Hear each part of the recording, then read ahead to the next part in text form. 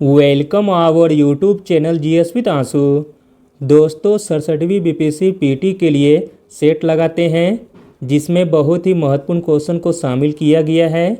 जो लोग बिहार प्रधान शिक्षक की तैयारी कर रहे हैं तो वो लोग भी इस सेट को जरूर लगाएं। चलिए स्टार्ट करते हैं और आप लोग भी सोचना अपना आंसर क्या हो सकता है। चलिए शुरू करते हैं। पहला प्रश्न है, निम्न में से कौन सा कैरेबियन देश एंटीलीज का भाग नहीं है? तो दोस्तों ग्रेटर एंटीलीज का भाग नहीं है, वो है Grenada, option number C. Greater Antilles में शामिल देश हैं Cuba, Jamaica, Dominion Republic, Haiti, Puerto Rico तथा कैमन द्वीप। अगला प्रश्न है, लद्दाख श्रेणी की सर्वोच्च चोटी कौन सी है? तो दोस्तों लद्दाख श्रेणी की सर्वोच्च चोटी है राकापोसी। यह श्रेणी काराकोरम के दक्षिण में स्थित है। लद्दाख श्रेणी का पूर्वी भाग कैलाश श्रेणी है। विश्व की सबसे खड़ी ढाल वाली चोटी राकापोसी इस श्रेणी की सर्वोच्च पर्वत चोटी है। अगला प्रश्न देखते हैं, आम बजट 2022-23 में राजकोषीय घाटा का लक्ष्य कितना रखा गया है? तो दोस्तों आम बजट 2022-23 में राजकोषीय घाटा का लक्ष्य रखा गया है 6.5%। आम बजट 2022-23 में राजकोषीय घाटा 6.4% तथा राजस्व घाटा 3.8% तथा प्रभावी राजस्व घाटा 2.6% तथा प्राथमिक घाटा 2.8% रहा है। अगला प्रश्न देखते हैं, भारत का पहला कोयला से मिथेनॉल संयंत्र कहाँ पर स्थापित किया गया है? तो दोस्तों भारत का पहला कोयला से मिथेनॉल संयंत्र स्थापित किया गया है हैदराबाद में। भारत हेवी इलेक्ट्रिक्स लिमिटेड यानी कि भेल अनुसंधान एवं विकास केंद्र हैदराबाद में भारत के पहले स्वदेशी रूप से डिजाइन किए गए उच्च राक कोयला गैसीकरण आधारित मिथेनॉल उत्पादन संयंत्र का उद्घाटन किया गया है।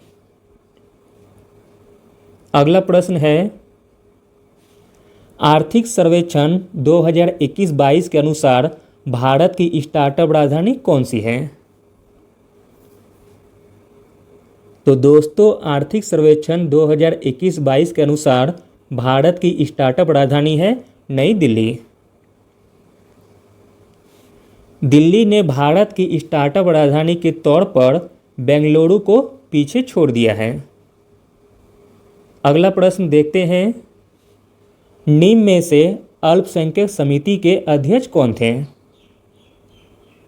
तो दोस्तों अल्पसंख्यक समिति के अध्यक्ष थे S C. Mukherjee, option number B. जबकि मूल अधिकार उप समिति के अध्यक्ष थे जे.बी. कृपलानी और अल्पसंख्यक उप समिति के अध्यक्ष थे एस.सी. मुखर्जी। अगला प्रश्न देखते हैं, ऋग्वेद के किन मंडलों को वंश मंडल के नाम से जाना जाता है? तो दोस्तों ऋग्वेद के द्वितीय से सप्तम मंडल को वंश मंडल के नाम से जाना जाता है। ऋग्वेद के द्वितीय से सप्तम मंडलों को वंश मंडल कहा जाता है। अगला प्रश्न है दोस्तों, उड़ीसा वन विभाग के द्वारा किस जानवर पर रेडियो कॉलर लगाने का प्रस्ताव रखा गया है? तो दोस्तों वह जानवर है हाथी। उड़ीसा वन विभाग के द्वारा हाथी पर रेडियो कॉलर लगाने का प्रस्ताव रखा गया है। उड़ीसा वन विभाग के द्वारा उड़ीसा राज्य के 7 हाथियों पर रेडियो कॉलर लगाने एवं उनके ऊपर नज़र रखने तथा उन्हें बस्तियों में जाने से रोकने का प्रस्ताव दिया गया है। इस प्रस्ताव का मुख्य उद्देश्य हाथियों के प्रति पशु मानव संघर्ष को समाप्त करना है। अगला प्रश्न देखते हैं, शरीर में यूरिया बनती है। तो दोस्तों शरीर में यूरिया बनती है ऑर्नियन चक्र से, ऑप्शन नंबर डी। यूरिया एक कार्बनिक यौगिक है, यह जल में अति विलेय है। यूरिया ऑर्नियन चक्र के माध्यम से लीवर में बनती है तथा वृक्क यानी कि गुर्दे द्वारा स्रावित होता है। अगला प्रश्न देखते हैं, दक्षिण पूर्व एशिया की मुख्य भूमि का सर्वोच्च बिंदु हक्काबो राजी, जिसकी ऊंचाई है 5885 मीटर, निम्नलिखित में से किनके बीच की सीमा पर है। तो दोस्तों यह स्थित है चीन एवं म्यांमार बीच की सीमा पर। दक्षिण पूर्व एशिया की मुख्य भूमि का सर्वोच्च बिंदु हक्काबो राजी चीन एवं म्यांमार देश के बीच की सीमा पर है। हक्काबो राजी दक्षिण पूर्व एशिया की मुख्य भूमि का सर्वोच्च बिंदु है। यह चीन तथा म्यांमार के बीच सीमा बनाता है। अगला प्रश्न देखते हैं, आइसोगोनिक रेखाएं हैं। आपको बताना है आइसोगोनिक रेखाएं किसको जोड़ती है। तो दोस्तों आइसोगोनिक रेखाएं हैं समान चुंबकीय झुकाव वाली रेखाएं। आइसोगोनिक लाइन, जिसे समदिक्पाती रेखा, एक काल्पनिक रेखा या मानचित्र पर समान चुंबकीय झुकाव वाले स्थानों को मिलाने वाली रेखा है। अगला प्रश्न देखते हैं, निम्नलिखित में से किस तिथि को अंतर्राष्ट्रीय सेब दिवस मनाया जाता है। तो दोस्तों अंतर्राष्ट्रीय सेब दिवस मनाया जाता है 20 अक्टूबर को, ऑप्शन नंबर डी। अगला प्रश्न देखते हैं, हाल ही में सुर्खियों में रहा नेचुप सुरंग किस राज्य में स्थित है। हाल ही में सुर्खियों में रहा नेचुपू सुरंग किस राज्य में स्थित है।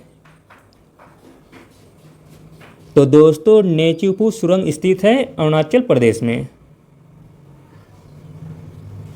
12 अक्टूबर 2020 को अरुणाचल प्रदेश के पश्चिमी कामेंग जिले में बालीपाड़ा चारूतुर तवांग मार्ग पर रक्षा मंत्री राजनाथ सिंह द्वारा वीडियो कॉन्फ्रेंस के माध्यम से नेचुपू सुरंग की आधारशिला रखी गई है। इसका उद्देश्य चीन सीमा के पास अग्रिम बेस की आड़े जाने वाले वाहनों की यात्रा में कटौती करना है। अगला प्रश्न देखते हैं दोस्तों, पटना युवक संघ की स्थापना कब हुई थी।